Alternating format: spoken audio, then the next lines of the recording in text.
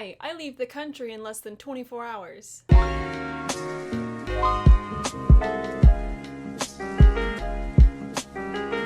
So here's the thing about having YouTube as a job is that it's still a job that requires you to work, and you can't just take approximately 2 to 3 weeks off just for the fun of it because I have bills to pay. So I'm gonna film myself packing, and I guess while I'm packing I'll tell you some of the crazy stories of my encounters overseas, because travel isn't all fun and romantic and finding yourself. A lot of it sucks. A majority of it sucks. Like, it's worth it, but it sucks. Behind me, good gracious. Basically everything I need for the whole week were gone. I've learned after traveling for a few years that you really don't need as much as you think you do, and especially if you're not like trying to look cute, because I'm not trying to look cute this trip. You just bring 2 pairs of pants, 2 shirts, so you wear one outfit one day, wash it in the sink, wear the next outfit the other day, and then by the next day, the other outfit's dry and clean and ready to go, and you just repeat cycle till you come home. This is my carry-on. This is where everything I'm going to need for the next week is gonna be stuffed. And here's the thing, this cannot weigh more than 15 pounds by the time I'm done. So, yeah. I get this guy, and I stuff some things in it, and then I cover my waist with a jacket so they don't see it, so they don't weigh it and add it to my total. And I wear this around my neck. Yes, I'm one of those people that wears this around my neck, but only when we're going through the checkpoint, because after that I take it off and hook it to this. But this is like, what, half a pound that I don't have to worry about? If I just walk up and I'm like, what's up? Weigh my bag. They're not gonna have me take this off. I'm gonna start from the bottom of things that I won't need right off the bat, because when I'm on the plane, I need stuff like toiletries, and also you have to keep these at the top of your bag because you have to pull them out every time you go through a security checkpoint to make sure that you don't have bombs in here. Every single time I have gone overseas, I always come home sick. I feel like I have the flu times 10. I run a fever, my whole body aches, my teeth ache, and it's like I'm congested, but just right here just hurts, my sinuses, and I feel nauseous. And as some of you may know because you watched my embarrassing things video, I had tummy troubles last time and pooped my pants on the airplane. So, to avoid that this year, I am bringing my own bottle of Dayquil in a travel-sized thing. This looks kind of like toxic waste. And this is Z-Quil, not NyQuil, but Z-Quil, just sleep aid, because especially when we first land, even though I'm super jet-lagged and haven't slept in 24 hours, I still have trouble falling asleep. And I wake up every night at 2:30 on the dot to have to pee really bad. So I'm gonna pee a bunch and then take Z-Quil and hopefully knock the heck out. Dawn dish soap for washing my clothes. Bottom of the bag is going to be pajamas for when we're there. So anyway, my very first trip ever in a plane and also overseas was to Cambodia, and this was my very first time ever being in an airplane, and we had to fly 15 hours to South Korea to layover and then go to Cambodia. It was raining super hard, and we had to circle the airport for like a while before we could land. And when it finally came time to land, I kid you not, right when the wheels of the plane were about to touch the ground, lightning struck somewhere, and so we saw this flash. Right when that boom like shook the plane, we hit the ground. We were skidding down the runway. I kid you not, it was like sideways. It was Tokyo Drift in Cambodia. Everyone's head in the plane kind of went like whoop, because the plane felt like it was tilting. I'm like, oh, the wing is gonna scrape the ground, and like that's it, we're dead. I didn't even get to be in another country before I died. I'm 17, this was the prime of my life, this is it. No, but the plane ended up straightening out, and this was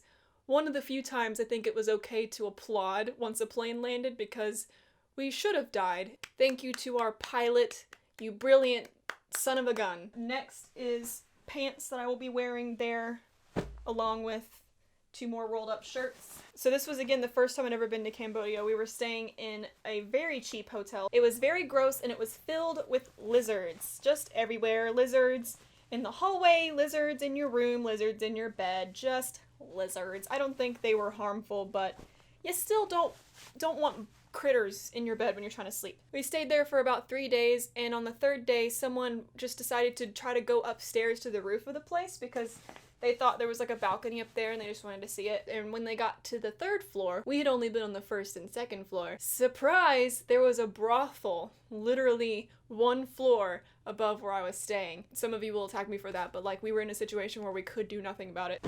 Oh shoot! Ugh, I forgot. Never mind. The first thing I have to pack is another backpack because I'm not going to carry this around through the villages. So I carry a smaller, lightweight backpack, roll this bad boy up. Here's a fun fact about Cambodia, and really Nepal, is that there's no, like, rules of the road. Especially in Cambodia, there's no side of the road you have to drive on. It's just whatever side there's no car, you can go. So they're always passing each other in the scariest ways, but it's worse in Nepal because you have to drive over, like, mountains, right? So you're basically just off-roading, but you're not in a Jeep, which is a little more stable. You're in a van. There's, like, mud everywhere, and you slide, and it's great. You either gotta hope that you can squeeze by, or you're gonna go off the cliff, or you're just gonna collision. One time I was almost kidnapped. I believe in Cambodia. We were out doing like shopping on our last day there. It was nighttime. I got held up at the street vendor because they were like trying to give me change, and I was like, I don't really need change, but okay. Everyone I knew was already on the bus and they were just waiting on me basically. And I started crossing the street to go to the bus, and as I'm crossing the street, I see this man. So I'm going this way, the man's coming this way. He was going like this, but when he saw me, he started making a beeline, and I started running, and he was looking dead at me and following me. Right when I got close enough to our van, I yelled, "Dwight!" One of our male leaders, and once this man saw that I was like going to another man, he was like, oh, she's probably owned by him, so I don't want to steal his property because women mean nothing. This is a microfiber towel because I need something that will dry quickly, otherwise it will smell disgusting because things just don't dry in Nepal because it's very humid. Of course, the guest house we stay in doesn't offer towels, and even if they did, I'm not touching them. Oh, I forgot I am losing my mind. This is a sleep sack. It is kind of like a sleeping bag, but it's super, super thin. This one's made out of a sort of like silky material. Uber thin because it's hot there. I'll show you a picture of me in it. You are literally in a cocoon, and I can tie it to where it's like just my face is exposed and the rest of my body is in the cocoon because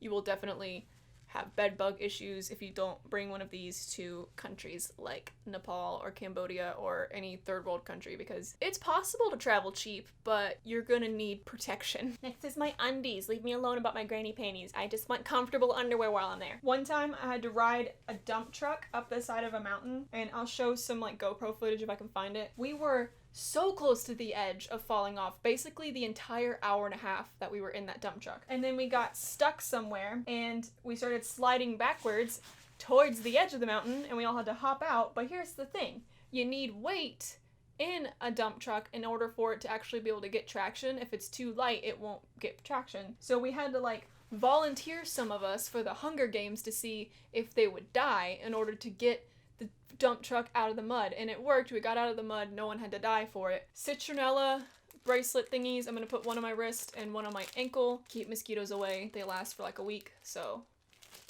there's no rhyme or reason to what I'm doing now. It's just chaos. Headlamp because first aid kit. All it has is just band-aids and like a couple wet wipes. And I have Bactine in this bag. Toilet paper. This roll, and I have another roll in here. Took the thing out to flatten it. Here's the thing, again, about third world countries, or just Asia in general, is no toilet paper. They don't use that. They use bidets, or in the poorer parts of the countries, they just have a bucket of water and a scooper. And you're supposed to scoop the water out, pour it down your backside, and splash the water up to cleanse yourself. The water is not clean. I'm not doing that, so we bring toilet paper. Hair ties. Benadryl, never know. I'm allergic to mold, and we almost always stay in a room that has mold. Tylenol, the off-brand. 2 miscellaneous pills. I think they're Benadryl. I got them last year from a pharmacist who was on the trip with us, so I know they're safe. 2 feminine wipes, because you never know. And then my prescription drugs will go in here, just in case they give me a hard time about this bag. At least I have my drugs in here. My white self draws a lot of attention just because I'm very pale, very anemic looking, and I'm blonde, which is another bonus. I'm not saying this to be like, I'm just being like, hey, I draw attention. So men just stare at me all the time, and I don't particularly enjoy it, especially in the van, because we get stuck in traffic, and we get stuck for like a while. You're pretty much just always around the same cars. So if you're next to another car and they're staring at you, you're gonna be there for like at least 30 minutes. One year, a man was in the car next to us, and he was staring at me with the creepiest grin I have ever seen. He didn't break eye contact with the side of my face for the whole 30 minutes we were stuck next to him. I'm not exaggerating at all. The man stared at me with this creepy grin, and I'm like smiling in the picture trying to make a joke out of it, and he's not smiling for the picture. That's just the face he was making. One year, we went through the Turkish airport as part of our layover, and then literally like 2 days after we had left that airport, a bomb went off in it. Someone bombed the airport 2 days after we had been in there, and we had to go back through that airport to get home. So, I mean, by the time we were leaving, it had been almost about a week since the bombing. I will say, honestly, that was probably the safest place in the world to be, because there were like 4 security checkpoints just for transferring flights. Like, usually when you transfer, you don't get checked because it's like, well, you were checked before you got on the plane and you're just transferring to another plane. But they were like, no. 4 different times they checked your passport, checked your bags, checked your shoes. I don't know. They just checked everything 4 separate times. So it's very safe because the bomber guys didn't actually make it past security. They got caught at security and then just like detonated the bombs. So even if we were at the airport during the time of the bombing, we wouldn't have died because we wouldn't have been near security, but it still would have been bad. So anyway, my toiletries are in here. I know. What? I love you. I know.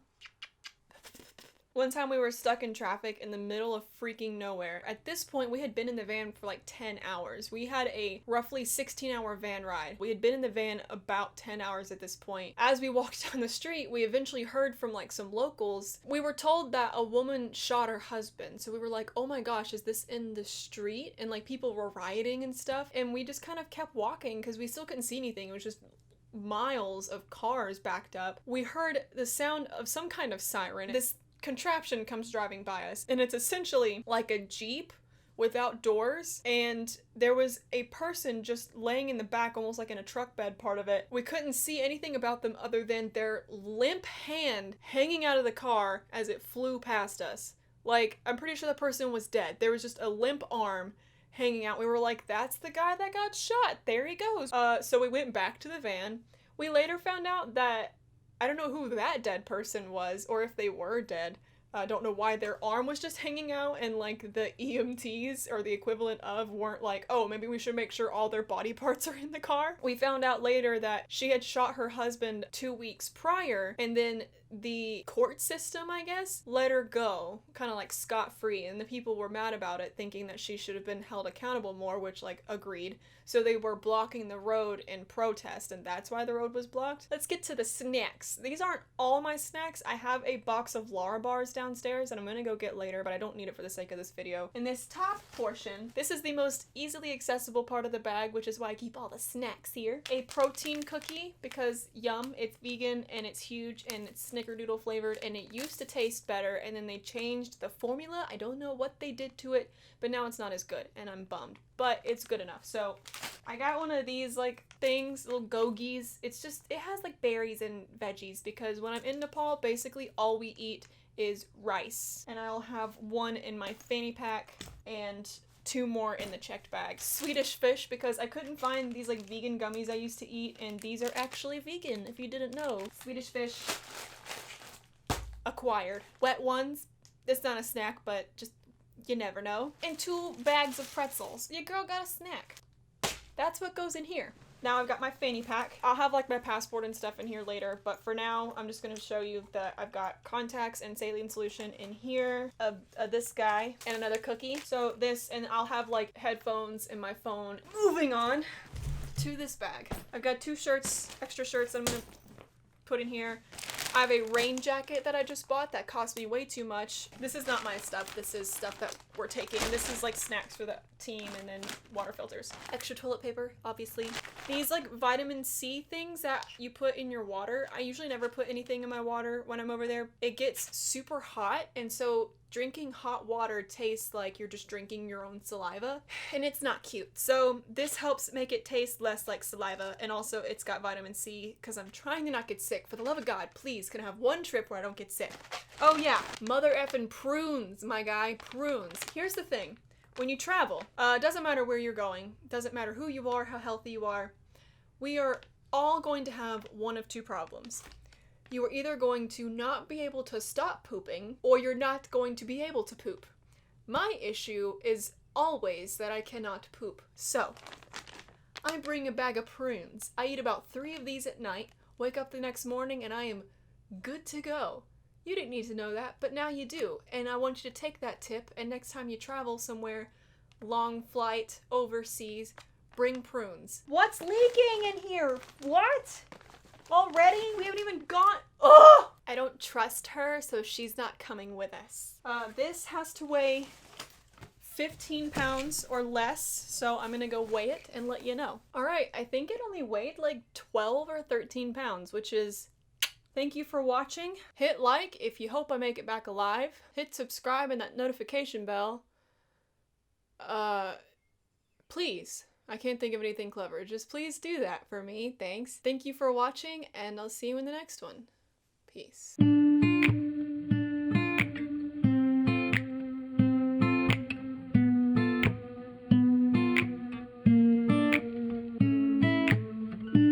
I put my foot in my mouth again.